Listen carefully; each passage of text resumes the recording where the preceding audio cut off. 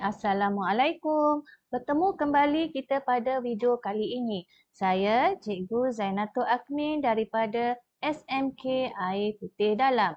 Pada video kali ini, kita akan sambung daripada video yang sebelum ni. Okey, kita akan lihat contoh ataupun beberapa soalan. Okey, kita tengok soalan ataupun latihan yang ketiga. Permudahkan setiap yang berikut.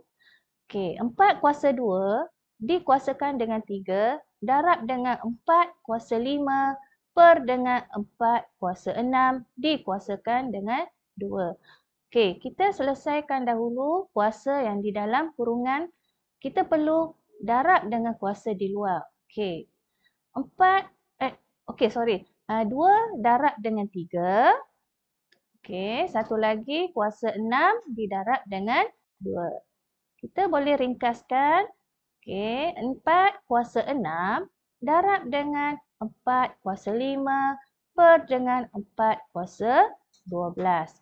Okey, kita menggunakan hukum indeks yang kita pelajari sebelum ini iaitu pendarapan dan pembahagian. Okey, bila hukum indeks pendarapan kita perlu tambah untuk indeks atau kuasa dan pembahagian kita perlu tolak. Okey, so kita boleh ringkaskan seperti 4 kuasa 6 tambah 5 tolak dengan 12. Hasilnya adalah 4 kuasa negatif 1. Okey, untuk 4 negatif 1 ni kita perlu tukar bentuk indeks kepada bentuk indeks positif. Okey, macam mana? Okey, jom kita tengok. Okey, so 1/4. Okey, 4 kuasa negatif 1 ditukarkan kepada bentuk indeks positif, dia akan jadi 1/4. Okey, kita sambung kepada latihan yang keempat. Kita lihat pada latihan yang keempat iaitu pemudahkan setiap yang berikut. Okey, soalan ni agak panjang. Okey, 3M kuasa 2, N kuasa 4 darab MN kuasa 3 dikuasakan dengan negatif 2 per dengan 9M kuasa 3, N kuasa 5. Okey, kita selesaikan dahulu kuasa yang di dalam kurungan. Kita perlu darab. Okey, so M kuasa 1 didarab dengan negatif 2. Okey, kuasa N kuasa 3, 3 tu perlu didarab dengan negatif 2. Okey, kita boleh ringkaskan di sini.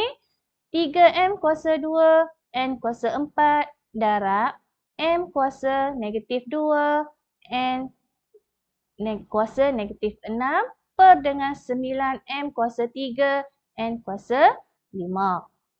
Okey. Menggunakan hukum indeks pendarapan dan pembahagian.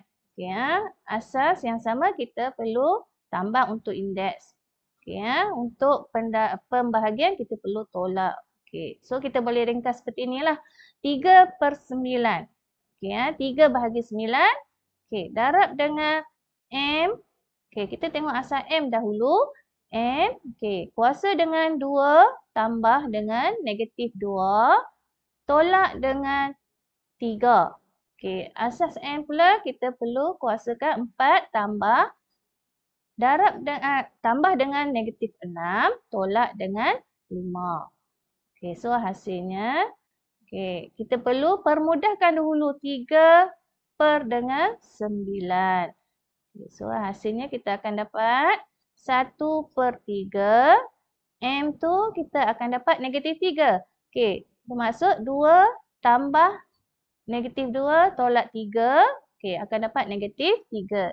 N kita akan dapat negatif 7. Iaitu 4 tambah dengan negatif 6 tolak dengan 5. Okey, untuk indeks negatif kita perlu tukar dahulu dalam bentuk indeks positif. Okey, so macam mana? Okey, so dia akan jadi 1/3 darab dengan 1/M kuasa 3 darab dengan 1/N kuasa 7 sama dengan 1 per dengan 3M kuasa 3 N kuasa 7. Okey, sampai di sini sahaja video pada kali ini. Bertemu kita pada video yang akan datang.